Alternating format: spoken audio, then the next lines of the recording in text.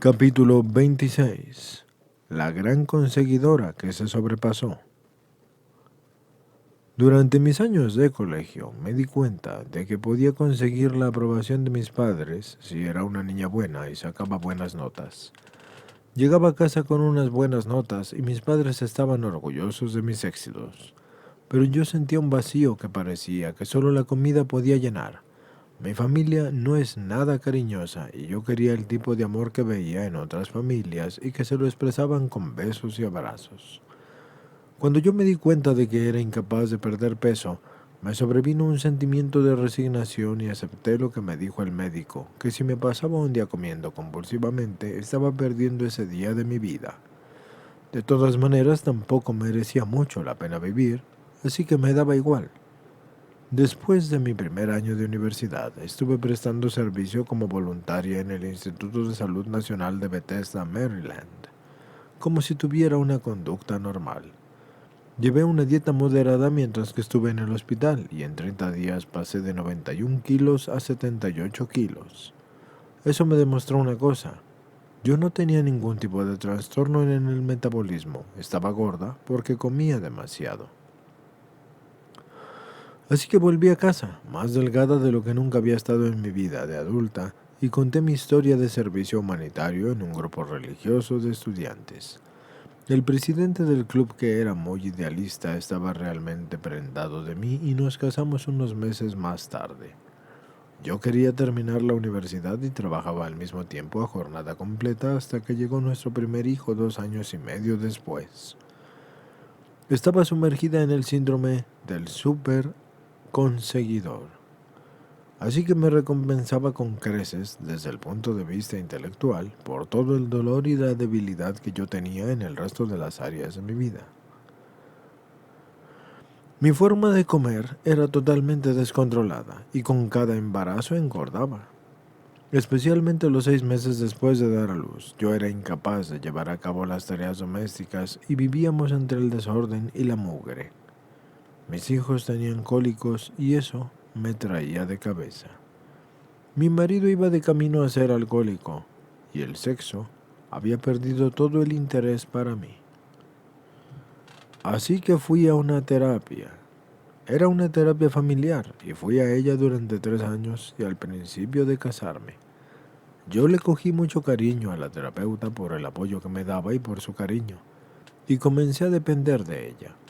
Y sin embargo era incapaz de hacer frente al vicio que yo sentía y a mi aversión al sexo y a comer compulsivamente y a la incapacidad de cuidar a mis hijos. 8 años después terminé mi carrera y empecé a trabajar. Era muy difícil encontrar trabajo cuando pesas 100 kilos, a pesar de las matrículas de honor en matemáticas.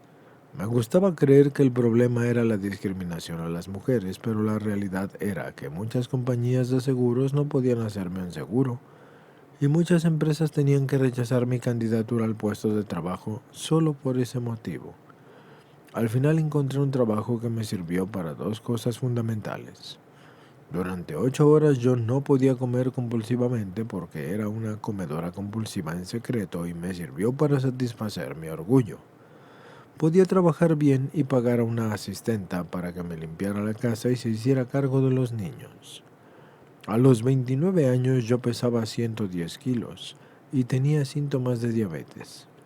Una vez más el médico me dio una charla horrible acerca del riesgo que estaba corriendo para mi salud y esta vez seguí la dieta al pie de la letra durante 9 meses y perdí 20 kilos. Los síntomas de diabetes desaparecieron cuando llegué a los 87 kilos y lo mismo ocurrió con mi fuerza de voluntad. Otra vez mi forma de comer estaba fuera de control y empecé a vomitar después de los atracones para intentar mantener mi peso.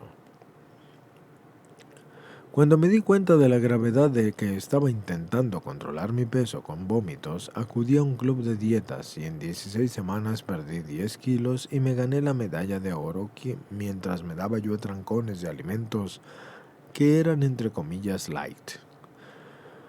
Después de aquello, mis atrancones no podían limitarse a verduras con bajo nivel de hidratos de carbono. Tan pronto como yo me tomaba un poco más de pan de la cuenta, me comía la barra entera y me consolaba pensando que iba a ocurrir de todas maneras. Así que antes de llegar a Comedores Anónimos, me pasé un año entero dándome atrancones y vomitando. Y después, mientras seguía yendo a los clubes de dietas, probando recetas nuevas y sin perder un gramo.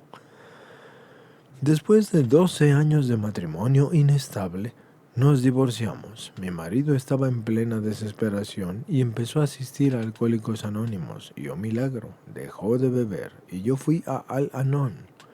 Y allí vi con mis propios ojos los cambios tan maravillosos en los familiares que practicaban el programa de 12 pasos de Alcohólicos Anónimos en su día a día. Mi marido y yo decidimos darnos una segunda oportunidad a nuestro matrimonio. Y por extraño que parezca, mis atrancones fueron empeorando y mi vida se me hizo aún más ingobernable.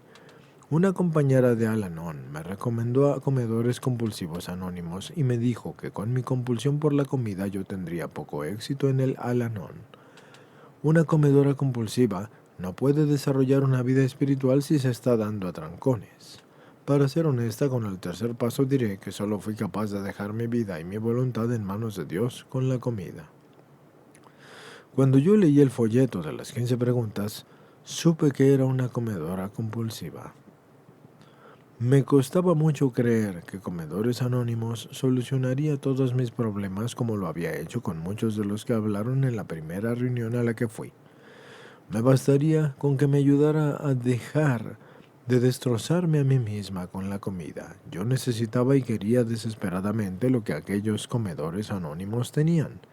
Así que hice lo que me sugirieron y conseguí una madrina aquella misma noche y ella me dijo que si quería lo que ella tenía, tenía que hacer lo que ella hizo. Había perdido 60 kilos a base de abstenerse de comer y de trabajar el programa. Yo ya había comprobado que yo sola y a mi manera no podía, así que ahora tenía que tener la mente abierta y estar receptiva con la disciplina y con todas las sugerencias del programa de Comedores Anónimos.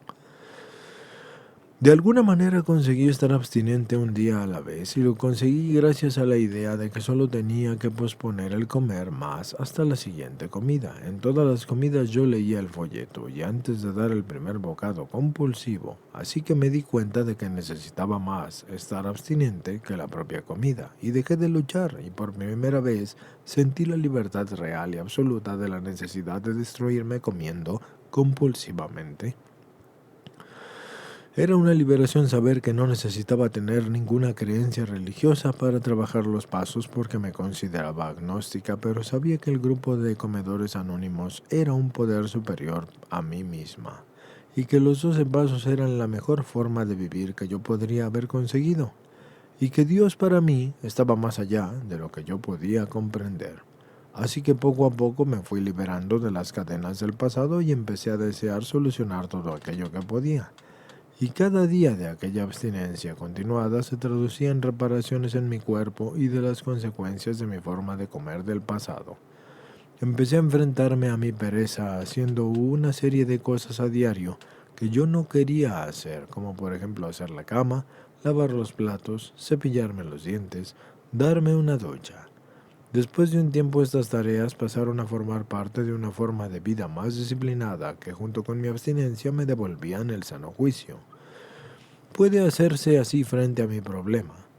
Así que también hice frente a otro problema, el problema que yo tenía con el sexo en mi matrimonio. Y gracias a la oración del tercer paso del libro grande de Alcohólicos Anónimos, me deshice en gran medida de mis egos, de mi egoísmo, de mi egocentrismo y del egoísmo codependiente.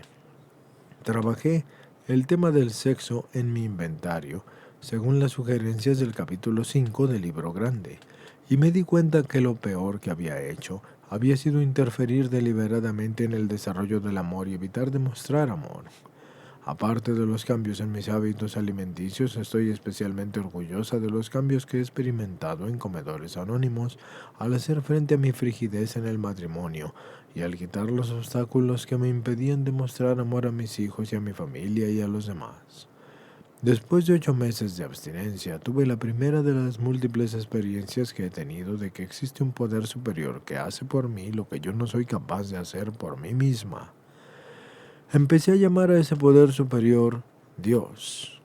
Yo estaba visitando a una amiga y compañera de comedores compulsivos anónimos que había roto su abstinencia después de muchos años, después de someterse a una operación, y habría dado lo que fuera por poder volver al pasado. A la mañana siguiente, cuando iba de camino al trabajo, empecé a pensar en todos aquellos que habían entrado en comedores compulsivos antes y después de mí, que habían perdido la abstinencia, y pensé que si no me habría tocado a mí el turno de perderla, porque ya que yo no era mejor que ellos, entonces me di cuenta de que por supuesto que yo no era mejor que ellos. Yo soy impotente y aún así llevaba abstinente 8 meses, así que ¿cómo lo había hecho?